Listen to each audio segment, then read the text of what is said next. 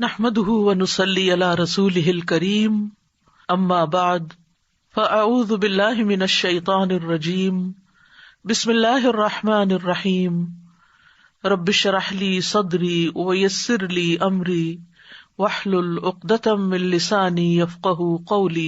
تو اسلام ہمیں صرف نماز پڑھنے کا طریقہ نہیں سکھاتا، وہ یہ بھی سکھاتا ہے کہ کس طرح صاف ستھرے رہو، وہ یہ بھی سکھاتا ہے کہ گھر میں کیسے داخل ہو اور گھر سے باہر کیسے جاؤ، وہ یہ بھی سکھاتا ہے کہ تمہاری خوراک کیسی ہو کہ جس کی وجہ سے تم صحت مند رہو۔ مجھے یہ بتائیے کہ اگر کوئی شخص صحت مند نہیں ہے، ایکٹیو نہیں ہے، اس میں طاقت نہیں ہے، وہ ربانی بن سکتا ہے؟ اسے اپنی جان سے ہی نہیں ہوش، وہ سو کے اٹھ نہیں سکتا، وہ چل پھر نہیں سکتا، وہ کسی کام کے لائق نہیں، اس نے کیا کرنا ہے؟ وہ تو کچھ بھی نہیں کر سکتا۔ تو ربانی بننے کے لیے آپ کو کیا چاہیے؟ سخت محنت چاہیے۔ سخت محنت کا کام ہے، یہ آسان نہیں ہے کہ آپ نے تمنا کی اور آپ بن گئے۔ محنت چاہیے، محنت کرنے کے لیے آپ کو صحت چاہیے، صحت کے لیے آپ کو اپنی عادات کو درست کرنا ضروری ہے، اور ان عادات میں کھانا پینا بھی شامل ہے، اور کھانا پینا بھی ایک عبادت ہے۔ اسی لیے سورۃ البقرہ میں لیس البر کی جہاں بات آئی تھی اور امت وسط کی جو ذمہ داریوں کی بات آئی تھی، تو پہلا حکم کیا ملا تھا؟ کھاؤ حلال اور طیب، حلال اور طیب کھاؤ، جنک فوڈ نہ کھاؤ، غیر طیب نہ کھاؤ، کیونکہ وہ لازماً صحت پر اثر انداز ہوگی، طرح طرح کی بیماریاں پیدا ہوں گی۔ اگر وقتی طور پر کچھ نہیں بھی ہو رہا نا، تو الٹیمیٹلی ایسی ایسی بیماریاں پیدا ہوں گی کہ جس میں پھر تم عبادت کے قابل نہیں رہو گے، تم خدمت خلق کے قابل نہیں رہو گے، تم پڑھنے لکھنے کے قابل نہیں رہو گے۔ تو ربانی بننے کے لیے علم ضروری ہے نا، تو اس کے لیے ضروری ہے کہ کچھ ایسی غذائیں، چاہے پسند ہو یا نہ ہو، کسی نہ کسی شکل میں جو طبیعت کو جتنی بھی موافق آتی ہوں، کچھ نہ کچھ اس میں سے ضرور لیا جائے، کیونکہ نبی صلی اللہ علیہ وسلم کو جو کچھ یہ سکھایا گیا یہ وحی الہی پر مبنی ہے۔ باقی طب اور سائنس اور میڈیسن جو ہے انسانوں کے تجربے اور مشاہدے پر مشتمل ہے۔ وہ تجربہ اور مشاہدہ صحیح بھی ہوتا ہے، اور بعض اوقات آپ نے دیکھا ہوگا کہ ہر تھوڑے عرصے کے بعد تبدیل کر دیتے ہیں، ٹھیک، لیکن جو چیز وحی الہی سے ثابت ہے، نازل ہے، وہ جھوٹی نہیں ہو سکتی۔ جیسے ایک شخص آیا، اس کے پیٹ میں تکلیف تھی، آپ نے کہا شہد پیو، اس کی تکلیف بڑھ گئی، آپ نے کہا کہ اللہ کی بات جھوٹی نہیں ہو سکتی، تمہارا پیٹ جھوٹا ہو سکتا ہے، اللہ کی بات جھوٹی نہیں ہو سکتی، تم اسے پیتے رہو۔ اور ہوا یہ کہ اسی سے پہلے زیادہ خراب ہوئی، بیماری بڑھی، ساری جسم کی صفائی ہوئی، اور پھر اسی سے صحت بھی ہو گئی۔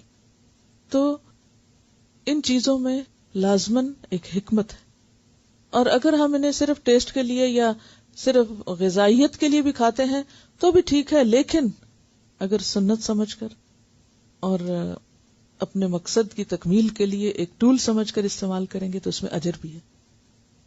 تو بھائی کہ ایک کام صرف ہم ٹیسٹ کے لیے کریں یا وقتی فائدے کے لیے کریں، کیوں نہ ہم اس کو بڑے فائدے کے لیے کریں، اور وہ بڑا فائدہ کیا ہے؟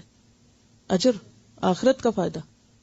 کر ہم دنیا کا کام رہے ہیں، کھا پی رہے ہیں اور ساتھ ثواب بھی کما رہے ہیں، تو یہی عقل مندی ہے نا، یہی حکمت ہے۔ ترمذی کی روایت میں ہے، آپ صلی اللہ علیہ وسلم صبح پانی میں شہد ملا کر پیا کرتے تھے، یہ پیٹ کی تمام بیماریوں کا بہترین علاج ہے۔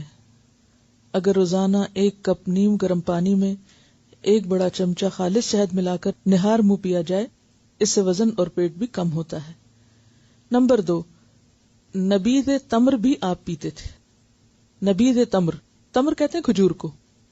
نبیذ تمر 7 چھہارے یا کھجوریں رات کو 1 گلاس پانی میں کسی مٹی کے برتن میں ڈال کر رکھ دیں اور صبح پانی پی لیں، اور چاہیں تو کھجوریں یا چھہارے بھی کھا لیں۔ یہ مکمل ناشتہ بھی ہے اور صحت کا راز بھی ہے۔ اب اس میں آپ دیکھیے کہ خالی پانی پی لیں تو بھی ٹھیک ہے، بعض لوگوں کو بہت کھجور کھانا جو ہے، اور خاص طور پر موسم کا اگر فرق ہو، کیونکہ ہر موسم میں ہر چیز اس مقدار میں بعض اوقات فائدہ نہیں دیتی، تو اس میں صرف اگر پانی پی لیا جائے تو وہ انرجی آ جائے گی، اور باقی جو اس کے اندر چیزیں ہیں وہ پوری کی پوری نہیں بھی باڈی میں آئیں گی تو بھی اس کا فائدہ ہو جائے گا۔ طب کا یہ اصول ہے کہ جو ٹھنڈے علاقے ہیں، یعنی ٹھنڈے علاقے ہیں، وہاں لوگوں کے معدے جو ہیں وہ گرم ہوتے ہیں، اور گرم علاقوں میں معدے کے اندر ٹھنڈک ہوتی ہے، لہذا گرم علاقوں میں گرم چیز کھانا فائدہ مند ہوتا ہے، جبکہ سرد علاقوں میں سرد چیز کھانا فائدہ مند ہے۔ اس میں آپ دیکھیے کہ اب سعودی عرب ہے، کتنا گرم علاقہ ہے، کھجور پیدا ہی کہاں ہوتی ہے؟ گرم علاقوں۔ آم کب پیدا ہوتے ہیں؟ گرمیوں میں۔ تو جب یعنی باہر ماحول گرم ہوتا ہے اور جسم کے باہر کا ٹیمپریچر گرم ہوتا ہے تو انسان کا معدہ اندر سے، یعنی کہ فطرت کا نظام ایسا ہے، اور اگر باہر ٹھنڈک ہے تو انسان کے اندر گرمی ہے۔ تو اگر انسان اندر اور باہر کو ایک طرح سے بیلنس رکھے تو وہ غذا اس کی صحت کے لیے فائدہ مند ہے۔ بہرحال پھر آپ دیکھیے کہ طب نبوی تو پورا ایک باب ہے، بے شمار احادیث ہیں اس میں اور بے شمار چیزوں کے بارے میں آتا ہے، اور اس میں بعض اوقات کچھ چیزوں کے کمبینیشن بھی بتائے گئے ہیں کہ ایک چیز اگر ٹھنڈی تاثیر رکھتی ہے تو اس کے کمبینیشن میں اس کو دوسری کچھ گرم بھی ساتھ شامل ہو جائے۔ اسی طرح شہد اگر خالی لیا جائے یعنی چاٹا جائے تو اس کی تاثیر اور ہے، اور پانی میں ڈال کے لیا جائے تو اس کی تاثیر اور ہے۔ ایک حدیث سے پتہ چلتا ہے کہ اگر کوئی شخص ہر ماہ صرف 3 دن نہار منہ شہد چاٹ لیتا ہے، یعنی پانی میں ڈال کے نہیں پینا، ڈائریکٹ منہ میں ڈال لینا، چمچ سے ڈال لیں یا ویسے کسی چیز سے پی لیں یا ویسے، تو وہ ہر طرح کی بیماریوں سے بچا رہتا ہے، کہ شہد کے اندر ایسی چیزیں اللہ تعالیٰ نے ڈالی کہ وہ اندر جا کے سارے جرمز کو ایک طرح سے کل کرتے ہیں۔ لیکن پورا مہینہ یا ہر روز پینے کو نہیں کہا گیا، یا ہر روز کھانے کو نہیں کہا گیا، کیونکہ کوئی بھی فائدہ مند چیز جب اپنی حد سے بڑھتی ہے تو وہ بھی نقصان دہ ہو جاتی ہے۔ کھجور کا کھانا باعث صحت اور تقویت ہے۔ آپ نے فرمایا جو آدمی صبح 7 اجوا کھجوریں کھائے وہ اس دن زہر اور جادو کے نقصان سے محفوظ رہتا ہے۔ وآخر دعوانا ان الحمد للہ رب العالمین۔ سبحانک اللہم وبحمدک، اشہد ان لا الہ الا انت، استغفرک واتوب الیک۔ السلام علیکم ورحمۃ اللہ وبرکاتہ۔